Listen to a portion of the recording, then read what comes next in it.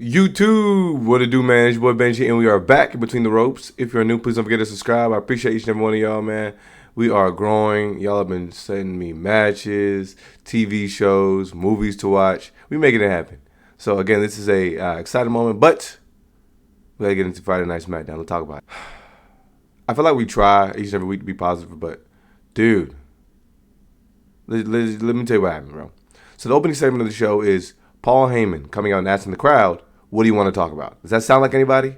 Sounds like Cody Rhodes. So of course that's like the beckoning right there. That's like the bat signal going up in the air to get Cody Rhodes to come out. Cody Rhodes comes out and addresses Paul Heyman. He mentions many things, including a moment in which Paul Heyman had introduced Brock Lesnar at WrestlePalooza. And it's like just a screen grab of Paul Heyman filled with glee to grab the microphone and introduce Paul Heyman. I mean, he has over 20 years of ties to Brock Lesnar. I don't understand why he felt it was so pertinent to show this. He then gets on the mic and says, I'd like to know, am I talking to the Oracle, a wise man, or the advocate? Obviously alluding to the many people that Paul Heyman has supported. The Brawns show up and Cody asks these boys if they thought about who Paul Heyman is loyal to. Cody mentions that Braun is probably hearing that he's the future, and Bronson is probably hearing the same thing. Sure, Paul Heyman is a snake, but is that so wrong for him to tell these boys that they will do big things, that they would do great things if he's supposed to be backing them and supporting them? But it's like the entirety of the segment is you just waiting for the inevitable. Every Raw and SmackDown is going to begin with the Vision interrupting a promo, and then they're going to get into a tussle. So let's just get straight to it. Randy Orton comes out to save Cody, and typically when we figure out who will save the guy that the Vision attacked we'll end up getting a tag match. Actually, what happens is we just forget about this moment and you just continue to watch the episode as if this never happened.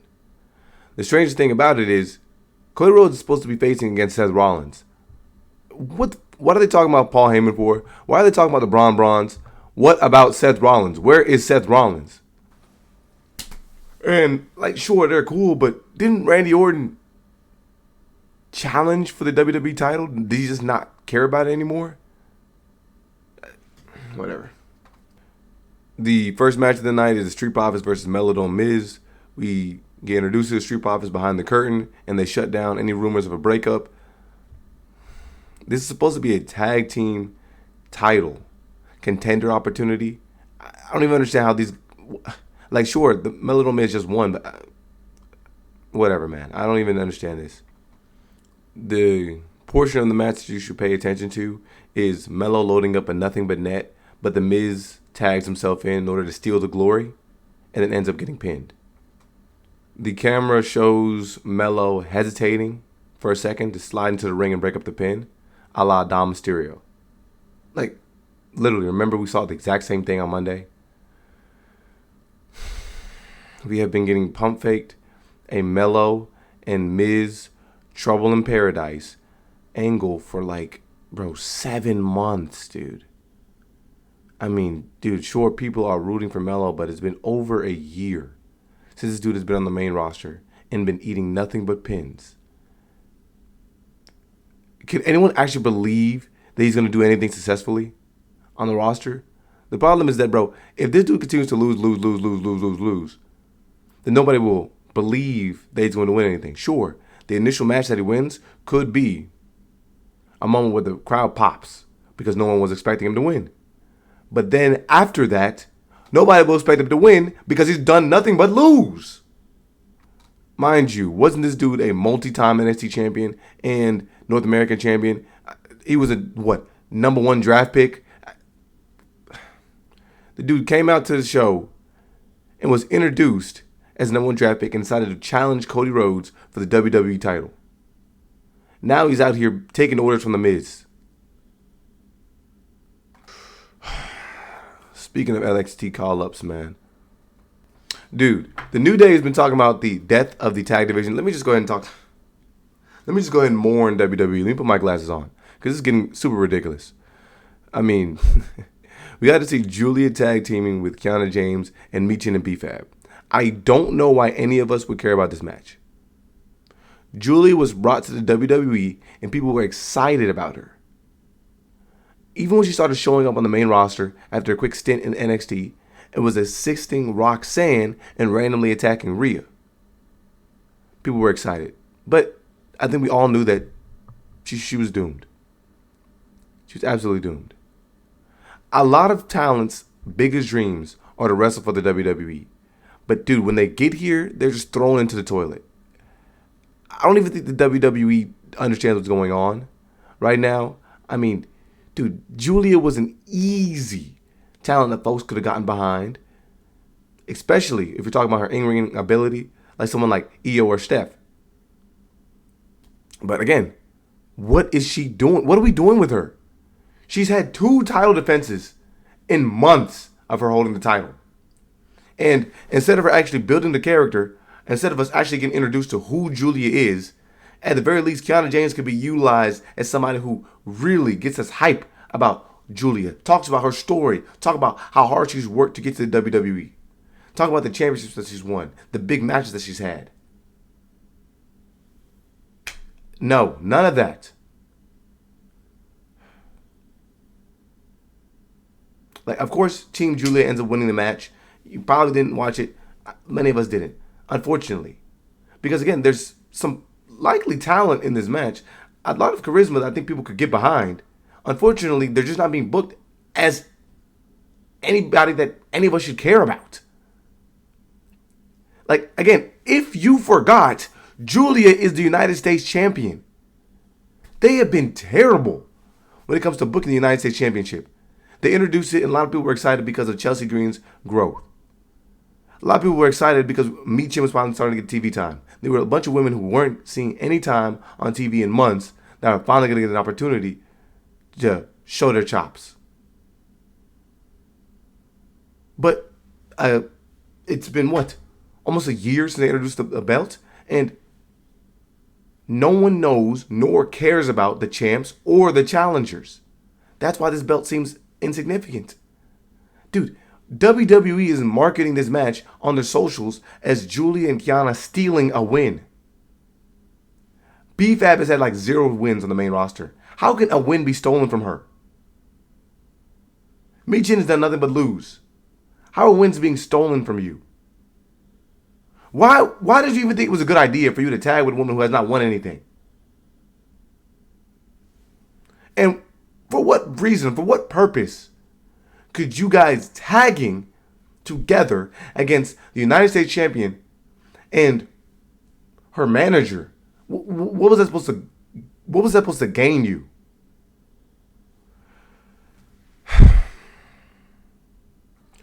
We did get a nice moment backstage where we see Sol, Ruca, and Zaria show up to challenge Charlotte and Alexa for the tag titles. It makes perfect sense that the NXT folks would want shots at the main roster talent. I mean, I've been asking for this for months. I mean, Giulia was just on NXT, so why wouldn't anyone from NXT just challenge her or Stephanie? I mean, let's think about it. These women were beaten by NXT talent. And now I think about it again. Giulia's just been fumbled since she's gotten to the WWE. Didn't she win a championship? I think she won the NXT Women's Championship solely to then lose it to Stephanie Vaquer, who had 2 titles. And then Stephanie Vaquer loses her 2 titles, or gives one up, and then loses it to, JC Lane? Why wouldn't JC Lane or one of these people that fought against these women just decide to say, you know what, I beat them. I can beat them. Why wouldn't I just challenge for one of the main roster titles? Anyways, Charlotte Flair lets these women know that even she cannot just show up and demand title opportunities anymore. And then Sol Ruca's like, wait. You can't just talk to Charlotte like that. We can't just ask for title opportunities. Dude, they're really trying to play up this thing like Charlotte Flair is not Charlotte Flair. I don't even, whatever. I don't really care anymore. But it's a strange dynamic that they've put out here. I mean, even Alexa Bliss is like, yo, y'all aren't really a tag team. Like, me and Charlotte, like, we argue, but we're really a tag team. Sure, whatever. Okay. But yeah, in regards to this whole opportunities thing, it doesn't make any sense to me. Like, if I was consistently outplaying LeBron James in practice, I would question, why am I not getting the opportunities that he's getting? Like, just add some variety to the challenger list. So I did think this moment was dope in its entirety because, again, we've added some variety. Like, I think what made Bianca's and Jade's title run so special and why they were able to bring life to the tag team championships, and that was able to develop Jade and develop Bianca and eventually allow us to become reinvigorated with Naomi, was how widely drawn out the storyline was between those women. But additionally, the fact that there was a lot of presence of the titles on every episode of WWE programming, on your PLEs, on Raw, SmackDown, and even NXT. That's what makes your titles feel important. We then see Drew complaining about something. I mean, we've seen this time and time again. Typically, Drew is not incorrect, but he spends this moment complaining about how the referees who must have been on CODY's payroll. Sure, he tries to educate us about some of the rules. Sure. But again, every match, we see the referees try and stop the wrestlers from doing anything that is outside of a couple of grapple moves and a pin. Anytime the wrestler steps out of the ring, the referee's losing their mind. Anytime a wrestler is getting to the corner with their opponent, the referee's going crazy. Anytime one of the wrestlers tries to grab the ropes, anytime one of the wrestlers is trying to jump off the top ropes, they're always trying to interrupt, interject, intervene. They're always doing it. So, sure, could a point be made from Drew McIntyre here, but all the refs are spotlight stealers, if that's what he wants to allude is going on. All the refs are, quote-unquote, on a payroll. Anyways, it's just a reach, if you ask me, that the dude that looks like no one can stop him. I mean, he's the dude that looks the part the most on the WWE roster, outside of maybe Roman Reigns. Why can't he win a title? Like, he's just literally booked to complain. A lot of y'all probably forgot about Jacob Fatu, but he's back on TV and he shows up to reiterate this, and they fight. I think it is kind of strange that Jacob Fatu is the person that tells Drew McIntyre he needs to stop complaining. Because who asked you? This is not your role to tell me this. Like, what? Yeah, they eventually end up fighting, and Drew McIntyre tries to Glasgow kiss his fool. Well, actually, he successfully Glasgow kisses his fool. But I believe that Samoans' heads are just, I guess, made of steel, and he just eats it and then continues to fight Drew. He hits him with a super kick and then takes Drew's boot off. Yes, Drew was wearing a boot. I mean, we even saw Nick Aldis come out and ask Drew why he was wearing a boot, because it wasn't anything that was cleared from the WWE medical facility. And Drew's like, I don't trust the WWE medical because it could be CODY's medical, whatever. Sure, I'll allow it. The WWE's corrupt, and Drew's at least pointing out the facts. But yeah, Jacob takes the dude's boot off and beats him with it. Again, if I had to talk about it, months ago, when Jacob Fatu showed up face-to-face against Drew McIntyre, the crowd was losing their minds when these fools were just looking at one another. See how quickly we've derailed Jacob Fatu. See how quickly people have started to care less about Drew McIntyre. Dude, the entirety of this episode's tension was built around Steph showing up to pay a visit to all the competitors that were going to be in the triple threat match tonight, just so she can figure out who she's going to end up facing at Crown Jewel. Now, I'm sure that all of us want to see Tiffany versus Steph. But seriously, what is the purpose of champ versus champ? I mean, we saw the winners get big Migos-style belts last year and big rings, but the matches went nowhere in regards to storyline. Nobody talked about Crown Jewel after the event. These matches were like an exhibition match. Crown Jewel is a glorified house show. Like, why wasn't these championships like strung around afterward? Why aren't people still talking about it? CODY made like one mention to the ring that he had. And then if you had to even think about it, this is another face versus face match. Like, I think plenty of people have made the argument about this, but dude, the problem is that you're just continually splitting your audience. More and more often, people are going to care less and less about these matches because everybody wants the good guys to win. So if the good guys keep facing against the good guys, then why should any of us care who wins? I do want to salute the WWE for this, though. I mean, it was a dope moment that we got to see Javon Evans answer Sami Zayn's United States title challenge. Like I said, it only makes a little bit of sense that the NXT folks would challenge for main titles and then would have matches to grow the relevance. Plus, it helps the people that don't watch NXT begin to get acclimated with some of the talent that's moving up. So this is pretty dope. I mean, of course, we knew we were going to see a couple high-flying moves from Javon Evans. Nobody really thought he was going to win, so of course he doesn't win here, but at least it added some variety to what we typically see. Eventually, we get to watch the triple threat match of Tiffany versus Jade versus Nia for the Women's Championship, and this is going to be the winner of this match is going to be the woman who ends up challenging Stephanie at Crown Jewel. This match was actually solid, but things got really goofy really, really quickly, and it's only going to be remembered for having one of the worst matches ever. Like, ever. For some reason, Jade gets a bunch of color in this match. Like, I don't even understand if it was unintentional, but if it was, bro, it was not necessary. Like, there's a moment where Nia just throws her into a pole, and I don't know if that's what led to her getting color or what, but dude, that's when the match starts to fall apart. So Jade ends up hitting an Eye of the Storm on Nia. And I'm guessing Tiffany was supposed to come in to break up this pin, but she was way far away. She wasn't even in the picture. So I guess Nia calls an audible, and she kicks out. Tiffany then flies in after the kick out to take her out of the picture. She then tries to cover Nia, who again just kicked out. Yet for some reason, once Tiffany is on top of Nia, Nia just lays there unconscious and motionless. The ref even breaks the count at 2.5 as if Nia counts kicked out. Like, what I mean, she does 1, 2,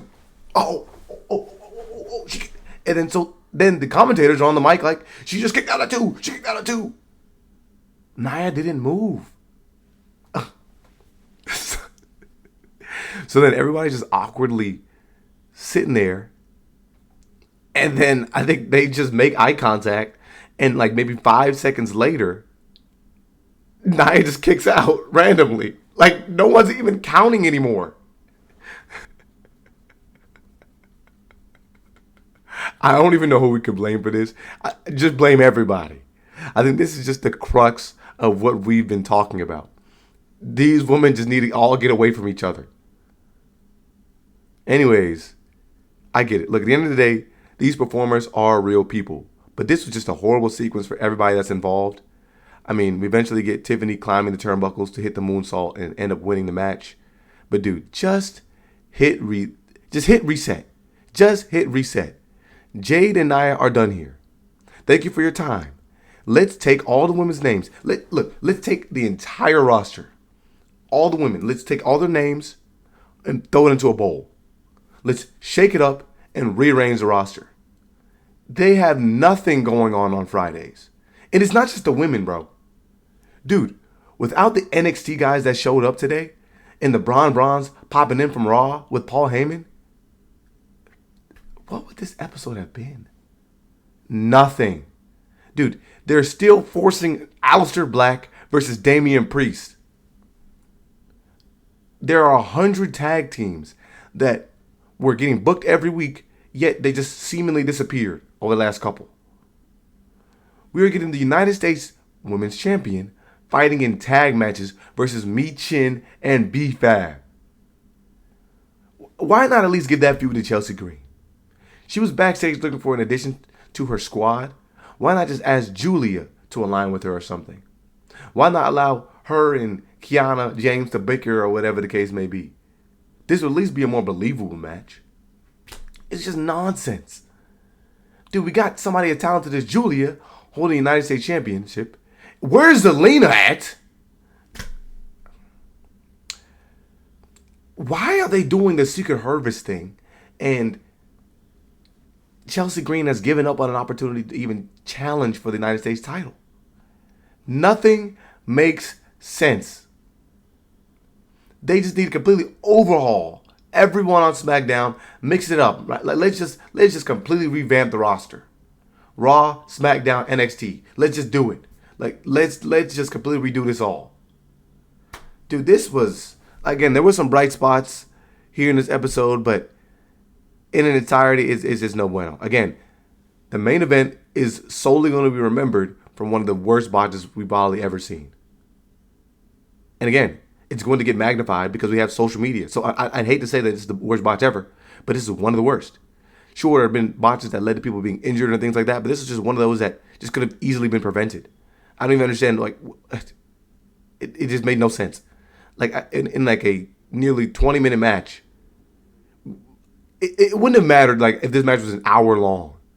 If this was an awesome match, and then you mess up the pinning sequence so egregiously, people are only going to remember how badly you messed that up. But I don't know, man. This, you know, we like the great things. Yay, nay, and somewhere in the middle is okay. This is another nay episode of SmackDown. I don't even.